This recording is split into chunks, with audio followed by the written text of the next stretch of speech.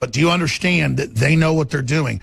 They attack whatever's the strongest point to ridicule it and say it's discredited and say it can't win, because they want to do a mind trick to make you abandon what is the most successful, what is the most truthful, what is the most virile, what is the most powerful.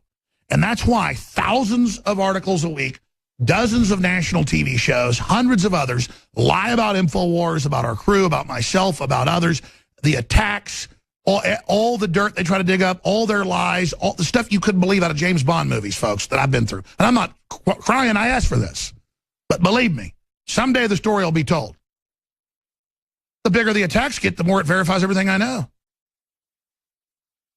They're doing that because if people adopt InfoWars, which is just pure Americana, honest information, it's over. So they spend all their time laughing and ridiculing, even though it's overthrown them, and even though it's overthrowing more of their systems. They are in full panic because InfoWars is promoting the exact same thing as Stephen Bannon and Trump. It's the return of Americana. It ain't perfect, but it's the real deal. It's pro-human. It's not this seedy, wicked, selfish thing of making you poor to control you. And it scares them to death. So understand, people think I'm being hurt when I'm attacked everywhere. They're only elevating us to because they already know we're so huge, to try to make us the archetype that they can then put a straw man on and defeat to scare everyone else from adopting what they know is the real, genuine article. But they're so delusional in their narcissism, they don't understand that people see through them and now understand it is the genuine article, and it's actually blown up in their face. And I can't believe they're doubling down again and supercharging InfoWars with daily attacks, because if we thought 85 million was big for the election, we could be at 100 million a week within a year. History's happening. These people are jokes. And I want to salute you all and thank you for your prayers and support. Now more than ever, we stand with you. Please stand with us, because this is spiritual. And it's also economic. A war's happening. It's here, and you are the front lines. David Knight. Alexander, as you're talking about this, the attacks on InfoWars, attacks on you, of course, we see this relentless attack at Saturday Night Live. I want to talk about that in a moment, but let me go back and look at somebody who has been on both sides. Jim Webb was in the Reagan administration. He was Assistant Secretary of the Navy, or Secretary of the Navy. I forget his exact title, but then he got elected as a Democrat senator. He ran as a Democrat for president in the last election. This is what he has to say. He said, D.C. insiders are trying to personally discredit the Trump administration.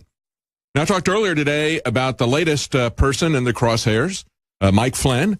But, of course, they've been after Bannon for a couple of weeks. They've come after now Stephen Miller. They're going after Mike Flynn. All the people who are core in terms of agents of change are being attacked relentlessly by the press. And one of the tools that they use, of course, is ridicule, because that's Saul Alinsky's tactic. You know, his rules for radicals, one of the key one of those is ridicule. But let's look at what Jim Webb has to say.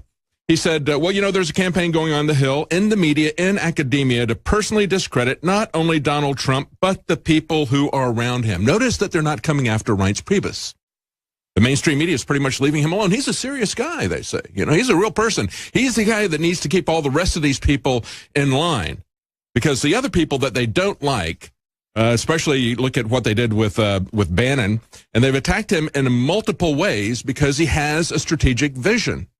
As Alex pointed out, he understands, and he's been attacked recently now for his understanding of the Fourth Turning, a history book and a documentary that he did about it a few years ago. He is a strategic thinker.